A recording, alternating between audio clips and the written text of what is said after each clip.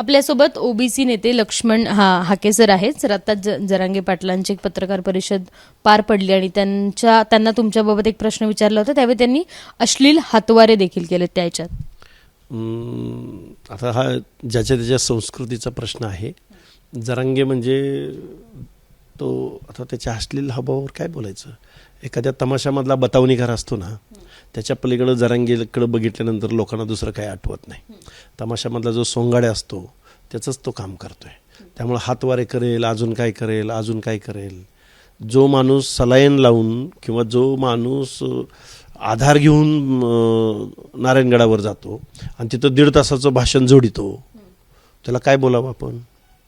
त्यांनी तुमच्यावर टीका देखील केली आहे. ते म्हणतात ज्याला तुम्हाला प्रसिद्धीची खूप हाव आहे आणि तुम्ही पोलिस आणि सगळे घेऊन जातात अनेक ठिकाणी. हा, मला प्रसिद्धीची हाव आहे आणि याला तुझं काय बाबा, तुला कशाची हाव आहे.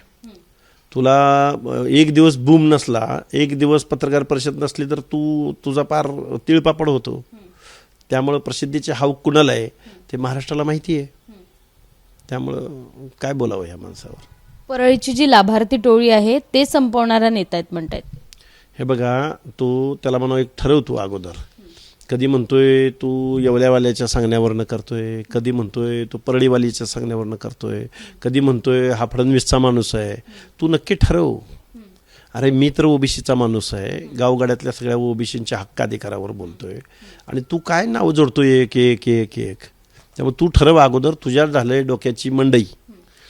तुला रोज एक वेगळं दिसतंय. अजून परवा दिवशी अजून कुणाच तर नाव घेईल. त्यामुळे जरांगे ठीक आहे, जरांगेच्या बुद्धीच्या कोतीप्रमाणे बोलेल. आता ते तुमच्यावर तर त्यांनी टीका केलीच आहे, त्याच्यावर तुम्ही बोललात, पण त्याच्यानंतर त्यांनी पंकजा मुंडे असू देत किंवा छगन भुजबळ यांच्यावर देखील टीका केली आहे. पंकजा मुंडे यांनी त्यांना म्हणले की बहीण भावांनी माझ्या नादी लागू नका म्हणून. तुझ्या नादी लागायला तू आहेस कोण. मुळामध्ये 10-12% जर तुला एवढा माज आणि मस्ती असेल तर मग आम्ही 50-60% आहोत ना. त्यामुळं ह्यांना बोला आणि ह्यांच्या जातीला बोला, बाकी ओबीसीनी काही आपलं काय अडचण होत नाही असं म्हणणारा तू त्यांचं आरक्षण घालवलं आहे आणि त्यांना अडचण होत नाही असं कसं म्हणू शकतो बरं. त्यामुळं तू 10% सांभाळ, आम्ही 50-60% गाठोडं सांभाळू. तुम्ही छगन भुजबळ फार कधी बोलताना दिसत नाही. ते तुमच्यासोबत आहेत नाही आहेत, त्यांचा फोन येतोय नाही आहेत, हे तुम्ही सांगताना दिसत नाही. पण जरांगे आज म्हणाले ते स्वार्थासाठी, हे सगळ्यासाठी स्वार्थ करतायत आणि त्याचा राजकीय याच्यात वापर करून घेतात असं त्यांचं म्हणणं आहे. नाही, जरांगेला म्हणावं मी ग्रामपंचायत सदस्याचं पोरगं पण नाही, माझे आईबाप कुठं ग्रामपंचायतीचे मेंबर पण नाहीत. भुजबळ साहेब हे सगळ्याचा वापर नाही, भुजबळ साहेब हे ओबीसीच्या प्रश्नावर ठामपणे भूमिका मांडतायत आणि आम्ही सगळे कार्यकर्ते आहोत. त्यामुळे आमचा वापर करून घ्यायला आम्ही कुठं विधानसभा लढली, लोकसभा लढली, मतदानात रूपांतर करून घेतलंय असं काहीच नाही ना. त्यामुळे जरांगेनी थोडंसं डोकं जाग्यावर ठेवून बोलावं. कारण जरांगे खूप काही बोलतात, खूप काही, आणि त्यामधूनच महाराष्ट्रामधलं हे वातावरण निर्माण झालेलं आहे. त्यामुळे जरांगेला समर्थन देणाऱ्या लोकांनी सुद्धा काय दर्जाचा आपण नेता निवडला आहे याचा विचार करण्याची गरज आज मराठा बांधवांवरती, मराठा समाजावर आलेली आहे. मराठी आणि ओबीसी यांनी भांडू नये असं पण त्यांचं काही प्रमाणात सूर दिसतो. कुणाचं? तू कोण सांगणारा. जरांगेनी मुळात भांडणं लावली, जरांगेनी नेत्यांना टार्गेट केलं, जरांगेनी ओबीसीमधल्या जातींना टार्गेट केलं. हे खरं तर अत्यंत दुर्दैवी आहे, अत्यंत चुकीचं आहे आणि आरक्षणाच्या विरोधामध्ये जाहीर भूमिका घेण्यानं महाराष्ट्रामधलं वातावरण बिघडलेलं आहे संपूर्ण. जरांगे सातत्यानं टीका करताना दिसतात तुमच्यावर असू दे, तुमच्याबाबत त्यांना जर विचारलं तर ते अश्लील हातवारे आज केले. त्याच्या आधी ते अनेकदा म्हणतात ज्यांना मी मोजत नाही ह्यांच्याबद्दल मला विचारू नका. ते असं इतका राग का असावं त्यांना तुमच्याबाबत. ते बघा, आम्हाला मोजत नाही, नको मोजू बाबा. तुला कोण मोजतंय त्याचं हे कर. आणि जरांगेला मोजत नाही, धरत नाही, सोडत नाही, ही कुठली भाषा आहे हो. ही लोकशाहीची भाषा आहे, ही सार्वजनिक ठिकाणी बोलण्याची भाषा आहे. विचारांचं उत्तर विचारानं द्यावं ना कधीतरी. आम्ही म्हणतोय की मराठा समाज सामाजिकदृष्ट्या मागास नाही. आम्ही म्हणतोय म्हणजे आम्ही नाही म्हणत. सुप्रीम कोर्ट म्हणतंय, संविधान म्हणतंय, अनेक आयोग म्हणत आहेत. याचं उत्तर नाही त्याच्याकडं. मी मोजितच नाही, मी बघितच नाही, मी सोडतच नाही, मी धरतच नाही, हे काय भाषा आहे. आणि मराठा समाजावरती अरे यशवंतराव चव्हाण, वसंतदादा पाटील, पंजाबराव देशमुख, अरे एवढी मोठी मान्यवर विचारांची इथं रास असताना मराठा समाजाला असा माणूस निवडावा नेतृत्व करायला, हे खरं तर दुर्दैव आहे. मराठा समाजाचं प्रश्नच नाही, दुर्दैव आहे. आज तो ओबीसी मधल्या प्रत्येक जातीला तो आज डोळ्यासमोर ठेवतोय. तो म्हणतोय 50% वरती 2% आरक्षण आपल्याला संपवायचं आहे, चॅलेंज करायचं आहे. त्या 2% कोण येतात? एसबीसी मध्ये येतात ते कोष्टी, हलबा कोष्टी, त्यामध्ये येतात कोळी, पानकोळी, सोनकोळी, त्यामध्ये येतात ते पद्मशाली. आणि म्हणतोय की माझं ना ओबीसींचं काही देणं घेणं नाही, काही ठराविक लोकांचं देणं घेणं आहे. एका आडनावाचा देखील त्यांनी आज उल्लेख केला आहे आणि एकाच आडनावाचे असेल तर त्यांनी अर्ज दाखल करा, त्याच्यानंतर 94चा जो GR होता तो रद्द करा, अशाही अनेक मागण्या केल्या. म्हणजे कुठल्या आडनावाबद्दल बोलतायत ते? मग मोरे हे आडनाव मराठा पण आहे, ओबीसी पण आहे, SC पण आहे. मग आता कुठल्या आडनावाला तो चॅलेंज करणार?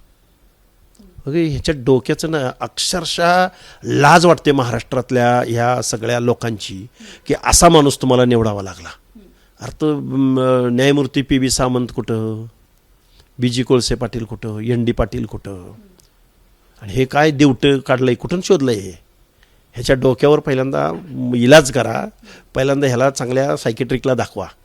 हा माणूस महाराष्ट्राची वाट लावल्याशिवाय राहणार नाही. ते आता म्हणतात ह्या सगळ्या ह्याच्यात अजित पवारांना पण आम्ही सोडणार नाही म्हणते. ते अजित पवारांपर्यंत तू 10% मतावरच उड्या मारतोय ना, आणि मग बाकीच्या 90% एकत्र आल्यावर तुला 10% जरी एकत्र आणता येत असतील तर आम्ही 90% एकत्र आणल्यावर तुझं काय होईल? तू पासंगाला तर उरशील का? त्यामुळं हे जरांगे निव्वळ बावळट माणूस आहे, मूर्ख माणूस आहे. याच्या नादाला महाराष्ट्रानं लागू नये ही माझी महाराष्ट्रातल्या लोकांना हात जोडून विनंती आहे. आणि ओबीसी बांधवांना माझं सांगणं आहे, बाबा हो, आता यांनी आमच्या जातीवर येण्याचं ठरवलं आहे. तुम्ही 400-450 जाती हो, एकत्र यायचं का नाही ठरवा. नसेल तर आपण गुलामीमध्ये आपलं आपलं काम करूया. धन्यवाद. ओबीसी बांधवांना खूप खेदानं इथं नमूद करावं असं वाटतंय. तुम्हाला आवाहनच करावं लागतंय प्रत्येक पहिल्या दिवसांपासून ओबीसींना. अजूनही ओबीसी एकत्र येत नाहीये असं वाटतं? निश्चित येत नाही आहे, कारण पांदीच्या रस्त्यानं जरी जायचं म्हटलं तरी यांच्या जमिनी आहेत. यांच्याकडं दूध संस्थांचे मालक, चिलिंग प्लॅन्टचे मालक हे आहेत. गावातल्या ओबीसीने धार काढली तरी यांच्या डेअरीमध्ये जाऊन धार घालावी लागते. कारखान्यांचे मालक हे आहेत. आम्हा ओबीसी बांधवांनी जर शेतात थोडासा ऊस पिकवला तर ऊस कारखान्याला कधी तोडून घेऊन जाणार? त्याला पांढरा तुरा आल्यानंतर त्याचा एकदम कापूस तयार झाल्यानंतर पाठवायचा का एकदम त्याचं टनेज आणि बाकी सगळ्या गोष्टी भरत असताना पाठवायचा? हे कारखानदार ठरवणार. शिक्षण संस्थेमध्ये कोणाच्या घालायचं आणि कोणाच्या काढायचं हे कोण ठरवणार? हे ठरवणार. गावातला पॅनल प्रमुख हे, सोसायटी प्रमुख हे, बँकेचा चेअरमन हे. एखादं 5-10 हजाराचं लोन मागायचं म्हटलं, 5-10 हजाराचं एखाद्या नडी अडचणीला पैसे काढायचं म्हटलं तर सावकारकी हेच. त्यामुळे ओबीसी बांधव हा शोषित आहे, वंचित आहे, पीडित आहे, प्रतारित आहे. आणि गावगाड्यामध्ये ओबीसीवरती होल्ड आहे यांचा. त्यामुळे राज्यकर्ती जमात असलेल्या माणसांनीच ओबीसीचं आरक्षण संपवण्याचं जर ठरवलं असेल तर ओबीसी बांधवांनी परत गुलामीत जगायचं, परत जी हुजूर म्हणायचं, परत पाटील तुम्ही म्हणताय ती बरोबर. तुमचा लढा त्यासाठीच आहे, जी हुजूर म्हणू नका यासाठी लढा आहे. आणि तुम्ही तेच म्हणतायत की आता काही ऑप्शन उरलं नाही आणि तुम्हाला जी हुजूर म्हणावं लागेल. हो, फुले शाहू आंबेडकर, शाहू महाराजांनी कायदे बनवले, शाहू महाराजांनी रिझर्वेशन पॉलिसी आणली, आरक्षणाचे जनक म्हटलं जातं. डॉक्टर बाबासाहेब आंबेडकरांनी त्याला कायद्यात रूपांतरित केलं. आणि महात्मा ज्योतिबा फुले यांनी याची सगळी समतेचे विचार मांडलेले होते. ह्या माणसांच्या विचारांचं खरं तर जातीयांत व्हायला हवं होता. इथं समतेचं राज्य निर्माण, देश निर्माण व्हायला हवा होता. पण आता जाती अंताऐवजी जात वर्चस्वाची भाषा जरांगेसारख्या मूर्ख माणसाच्या नादी लागून जर महाराष्ट्रामध्ये निर्माण होत असेल तर महाराष्ट्राचं दुर्दैव आहे. शेवटचं काय आव्हान द्याल जरांगेंना? कारण जरांगे सातत्याने टीका करतायत. आधी तुमच्यावर बोलायचं, त्याच्यानंतर फडणवीसांवर तर ते बोलतातच, त्याच्यानंतर पंकजा मुंडे आहेत, अजित पवार आहेत, या सगळ्यांवर बोलतायत. तर तुम्ही त्यांना काय ठोस उत्तर द्या? जरांगेंनी 5वीला ॲडमिशन घ्यावं, जरांगेंनी शाळेला ॲडमिशन घ्यावं. आणि शाळा शिकत शिकत त्याला थोडंसं नागरिकशास्त्र कळेल, त्याला थोडंसं इतिहास कळेल, त्याला पुढं जाऊन समाजशास्त्र कळेल. आणि मग पहिल्यांदा 10वी-12वी झाल्यानंतर आपण त्याला वाटलं तर एक वेगळा कोर्स लावायला सांगू शासनाला आणि त्याची शिकवणी लावून घ्यावी त्यांनी. पहिल्यांदा महाराष्ट्र म्हणजे काय, महाराष्ट्रात शिवाजी महाराजांच्या स्वराज्यासाठी कुणी कुणी जीवाची कुर्बानी दिली, महाराष्ट्रामध्ये ओबीसीचे हक्क म्हणजे काय, SC STचे हक्क म्हणजे काय. आणि ते जर कोण बोलत असेल तर परत तू त्याच्या जातीवर बोलणार. आता कोण जात एखादी जर आपल्या विरोधात जात असेल तर तिला सोडून द्या, निग्लेक्ट करा. म्हणजे काय, म्हणजे परत आज पण म्हणालेत म्हणजे काय याला म्हणायचं आहे, म्हणजे जातीमध्ये भांडा. हे खरोखर दुर्दैव आहे महाराष्ट्राचं. जरांगेसारखा असा मूर्ख हरामखोर माणूस, हरामखोर हा शब्द येतोय माझ्याकडं, या माणसानं महाराष्ट्राचा हा पूत बिघडवून टाकलेला आहे असं माझं मत आहे. जरांगे पाटील हे मूर्ख आहे आणि त्यांनी महाराष्ट्रातलं जे वातावरण आहे ते बिघडवलं आहे. मराठ्यांसाठी ते लढत आहेत, मात्र ओबीसीसाठी आम्ही लढतोय आणि आमचा लढा असा सुरू ठेवणार असल्याचं हाकेंनी सांगितलंय. कॅमेरामन राजेश बिडकरसह शिवानी पांढरे, एबीपी माझा, पुणे. एबीपी माझा, उघडा डोळे बघा नीट.